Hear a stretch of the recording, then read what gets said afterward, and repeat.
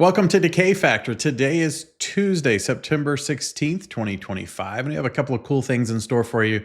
We're going to go over a spreadsheet that I created that has a chart that shows portfolio volatility. So I'm going to show you exactly how we track portfolio volatility on a day-to-day basis so that you can see how far up and how far down your portfolio moves and kind of what that expected range is for that move.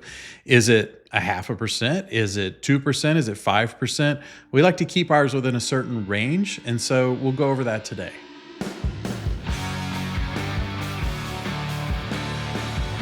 All right, let's start out with a look at the market. This is the after hours session, so let's go take a look at the chart and just kind of see what was going on here. So if we hover over these candles right here, we can see September. You know what?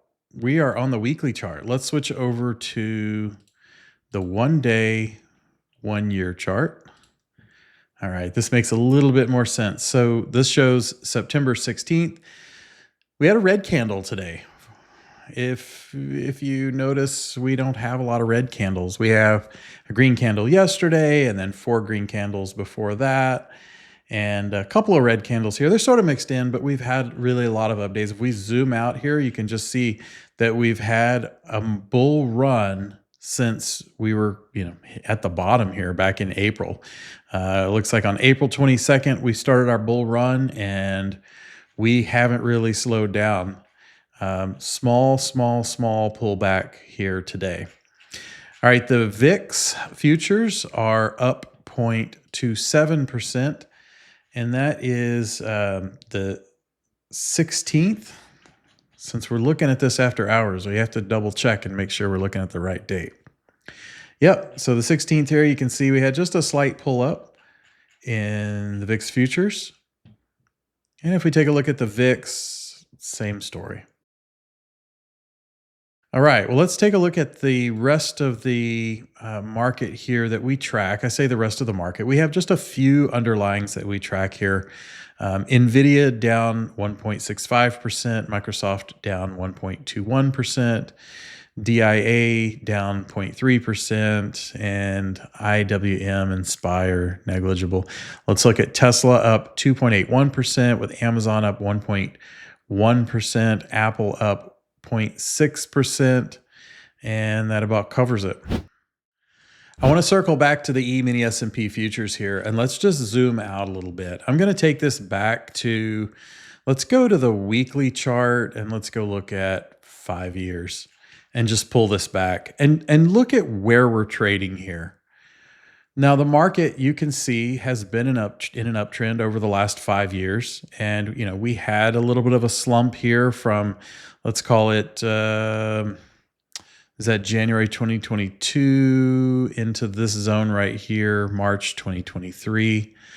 We all know that 2022 was a little bit more challenging year from a market standpoint. And of course, we had this dip here earlier this year. But we have just been straight up from here. So I'm trading from the short side. I have short delta on my portfolio. If I scalp E-mini S&P futures or the micro E-mini S&P futures, I always scalp those on the downside because I feel like that's where the biggest risk is right now. Now, you can see we're sort of stair-stepping up each and every single day, but we don't really have these major up moves when we're already majorly up, if that makes sense. So you can see here, we're majorly up here, and we don't really have like another majorly up day. It kind of follows that same trajectory, if you will. But then when we have a pullback, the pullback is a little faster. It's a little sharper.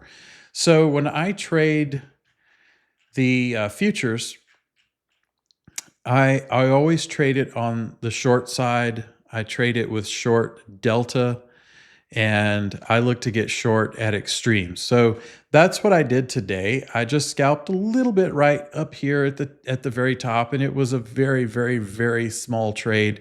You have to be extremely careful with futures because they can be big products. I typically scalp the micros so that they're smaller products, and then I stick to the MES just for liquidity and quick in and out. With that, I'd like to go back to what I mentioned in the very beginning, and that's portfolio volatility. Now, you can take a look here on my screen. You can see that I have a portfolio volatility chart here. So now every single day, I track my portfolio net lick, and then I also track a few other metrics like delta and theta and that sort of thing. One of the things that I like to do on a daily basis is take a look at my portfolio volatility. And this gives me an idea of the range that I can expect on a daily basis that I might go up or I might come down from a portfolio standpoint. So you can see here by looking at this, I don't really have anything over 0.5%, so nothing over a 0.5%. And I don't really have anything on the downside here any more than, let's call it 0.7%. And so you can kind of see that range there. Now, trading short premium, you'll often be in a situation where you put a trade on, let's say a short strangle, and you're really kind of at the peak where you put that on. So any movement in that underlying is going to have some negative impact to your portfolio and to your net lick on a daily basis.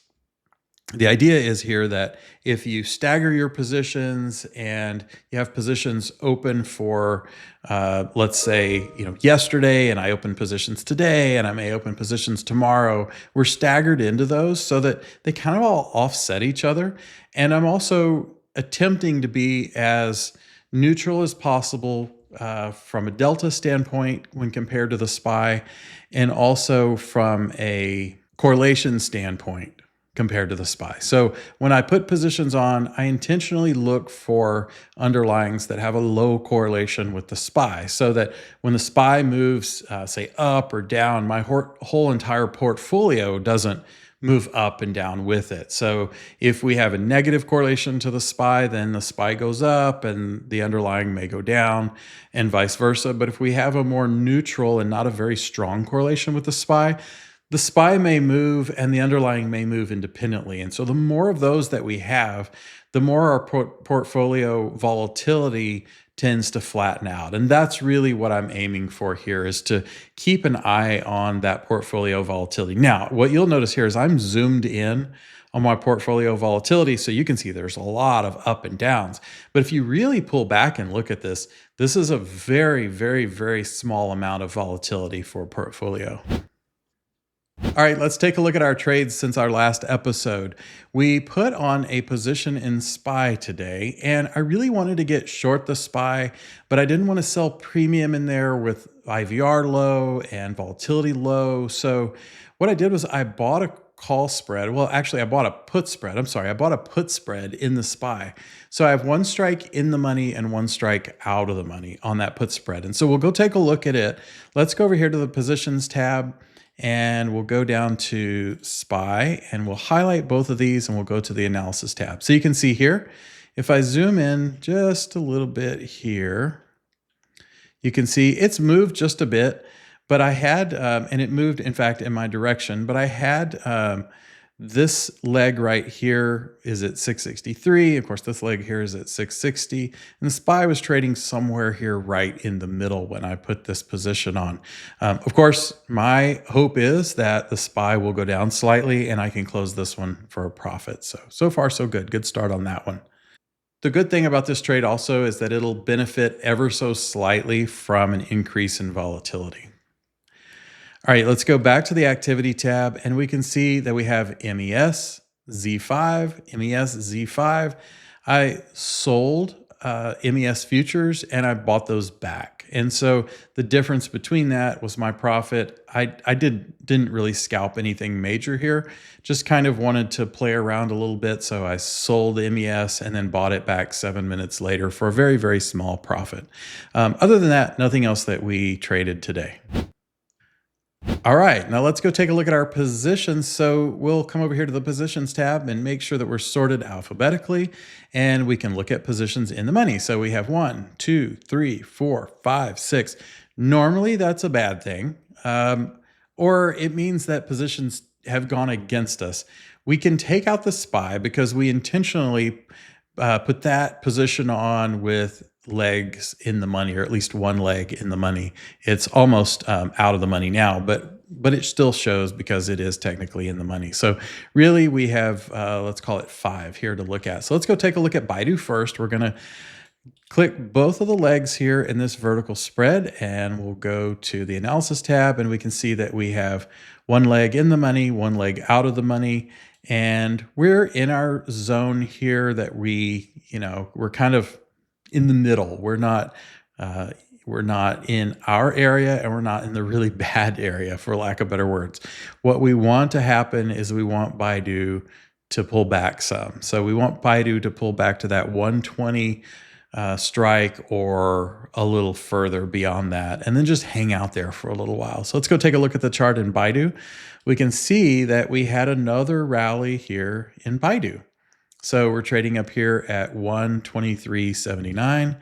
We go back to the trade tab. We can see here where that lands, and we have a 125 strike here. So nothing we can do here. It's a defined risk spread. We just wait for this one to work out in our favor, and hopefully it does. Maybe it will, maybe it won't. Chipotle, let's go take a look at our vertical short put spread here and see what's happening today. Oh, wow. Let's see. We're trading at 39.29, which is south of our put spread, which is not the area we want it to be in. But let's also include this short put just so we can get a visual on that. Now, notice what it does here to the risk graph. So we're trading down here.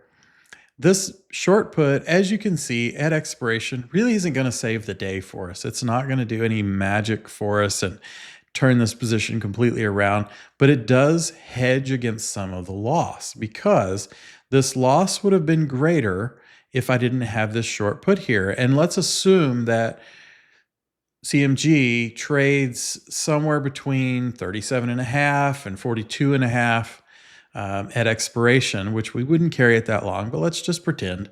Then instead of losing as much as we would have with just the short put spread on, we actually hedged against some of those losses. So we really didn't lose as much. In fact, 48 cents on a one lot, that's $48 would have been our losses compared to what they would have been if we go over here and we uncheck this one, we go back to the analysis tab, they would have been more in the $128 range. So you can see there where putting that short put on was advantageous. It does give us additional risk to the downside if we go down a lot further, but we seem to be kind of hanging out in this zone with Chipotle. So hopefully we can turn it around, and it'd be really nice if we could scratch or make a profit on it. But I'll settle for mitigating some of that risk for now. All right, let's go down to GFI and let's take a look at this short call spread. And we are trading just north of our short call, so we're pretty close to our zone here. Let's look at the chart. We want this to come back down. We want to pull back in GFI, and I think where we're trading here north of the 3 ATR, there's a possibility of that, especially if, some of these, let's go look at the overview here, and let's see if we can find the correlation to the SPY. Help me look for it here. We're looking for core SPY is minus 0.05, which means there's just an ever so slight negative correlation to the SPY, which kind of really doesn't make sense when you're looking at this chart, because we know the SPY has been up. We can also see the GFI has been up. But really what that tells us is, because that's such a low correlation, if it doesn't really matter that much what the SPY does on a day-to-day basis, this is going to kind of do its own thing as well. Now, what we will notice is if we have a sharp down move in the SPY, these correlations sometimes get a little more aligned. So if this one has a negative correlation, it might get a little more negative, but we see some alignment and correlation when there's a sharp move down in the SPY. But for this day-to-day stuff, it's going to do its own thing. All right, let's go look at HUT and see how our straddle is performing today. We're down a little bit on this one. So there must have been a slight rally today. Yep, we can see a slight rally here. So we're just looking for a pullback here. I mean, look at this thing. It's just up and down. So it's very, very reasonable to think that we might have a little bit of a pullback and come back down, somewhere into this zone. Let's say we come down to, 21. What would that do for us over here if we came down to 21? Well, gosh, we would kind of blow past everything that we have here. So ideally, we want to hang out right here in this 30 zone. So let's go back to the chart here and see, well, 30, if you look at 30, which is right here, I mean, that is extremely reasonable. We could be there, quickly, anytime we could get there. All right, so nothing to do there. And then let's go look at IREN. It's a vertical call spread. We're going to go to the analysis tab, and we can see that we're trading between our short strikes. So again, nothing to do there. Everything else is in a sit and wait position. So we'll just kind of stay in a holding pattern on those, and we don't even have to look at them. All right, now let's go take a look at DTE, IVR, and earnings. So DTE, we're at 31 DTE, which means in 10 days, we're going to make some decisions. We're going to be at 21 DTE, and we're going to start deciding, do we roll out to the next cycle on a lot of these defined risk positions? Some of them we may not be able to roll them out for a credit. So I typically only roll them out if I can get a credit or there's a very, very, very small debit and I have some conviction about the position and I just want to get another cycle out in time so that we can give it some time to be right. And then some of these we may just close, but yeah, we'll make those decisions here in 10 days. Let's go take a look at IVR. We only have one here that is below 20, and that's that SPY position that I put on. So normally when we're looking at IVR, we'll look to close any positions or we'll consider closing any positions that have low IVR. But that's with a caveat that I haven't really talked about before, and that's if we're selling premium. But in this case with the SPY, I bought premium. So I have a long put spread. So I bought some premium in there. It's defined risk. And so I don't mind if that one is low. In fact, I kind of want it to expand. I want IVR to expand. So nothing to do in that one. Everything else is above 20. Let's go take a look at the earnings tab. Or earnings column rather. We have earnings coming up in several underlyings in October and November.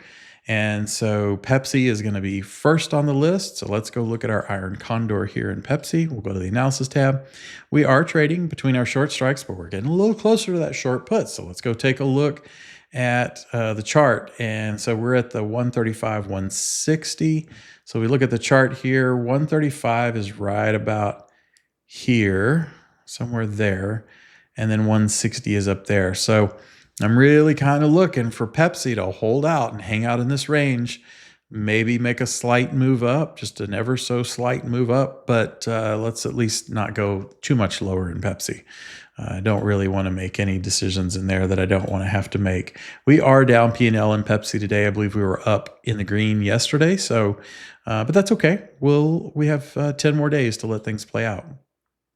Normally, we look at our watch list together and we look for opportunities to put on new trades, whether they're theta-based trades or directional trades.